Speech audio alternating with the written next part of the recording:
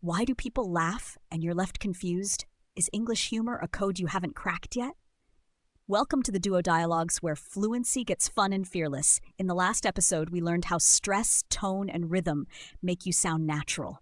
Today, we'll unlock English humor, jokes, sarcasm, and cultural quirks so you never miss the punchline again.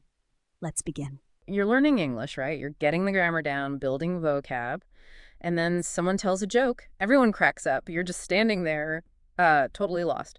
Why? Is English humor really this, like, secret code? That's such a common feeling, and yeah, that's exactly what our source material tackles today. So our mission really is to unpack this whole world of English humor. We'll use what we've read to figure out why it feels so difficult sometimes. We'll look at the key types, the challenges, and pull out the most useful stuff for you. Okay, yeah, let's get into it. The sources point out something really key right away. English humor often isn't just about the literal meaning of the words. Not like in some other languages, maybe. It's got layers, context, word meanings, sometimes multiple meanings, and just tons of shared cultural background. Exactly. And if your brain is just doing the dictionary work, you miss all those other signals. Think about context. It's everything around the words, isn't it? Who's talking, who they're talking to, where they are, even how they say it. Tone of voice, yeah. Right. The sources had that example, saying, oh, that was brilliant. But in a really flat, deadpan voice after something awful happens. That's sarcasm.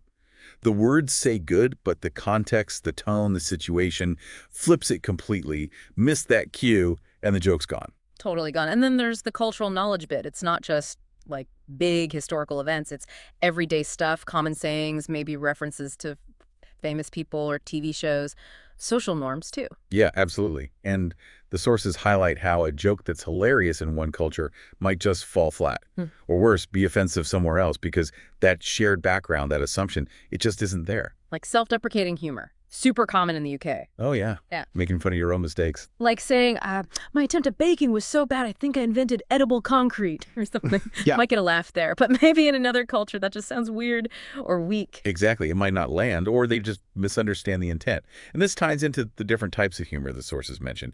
Wordplay is a huge one. Puns. Puns, yeah, the classic example. Playing with words that sound alike, or using double meanings, like that old one. What do you call a fish with no eyes? Oh, I know this one. Right. It only works if you instantly connect the sound of fish with fish and realize the missing I sound represents the missing I. Ha! Yeah, if you don't make that leap, it's just nonsense.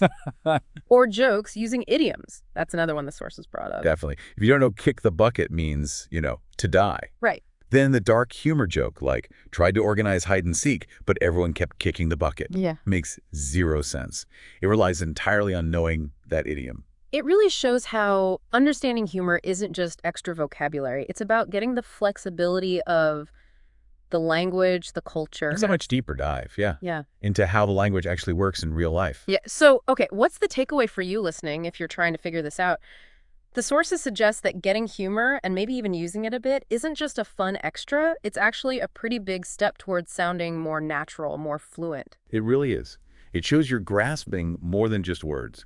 You're getting the nuance, the culture behind it. It helps you connect. So how do you practice this? Well, the sources had a neat idea, a sort of challenge. Try making a really short, simple joke or pun yourself in English.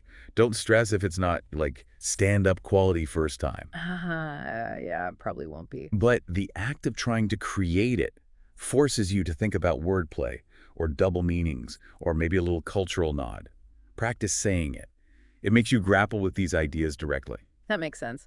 Moving from just hearing it to actually trying to build it yourself makes you notice the part. Exactly. Turns the theory into doing something. Okay, so to wrap up, we've seen English humor can be tricky because it leans so heavily on context, culture, and how words get played with. Yeah, things like sarcasm, puns, idiom jokes, they all rely on those layers beyond just the dictionary definition. We hope this helps you see humor less as, a wall, and more as a really interesting part of the language and culture to explore. Absolutely. It's part of connecting. And speaking of practical skills for connecting, stay tuned. Our next deep dive, negotiation and persuasion. Specifically, we're going to look at how to say no politely but effectively in English. We look forward to digging into that with you. Stay tuned for more deep dives.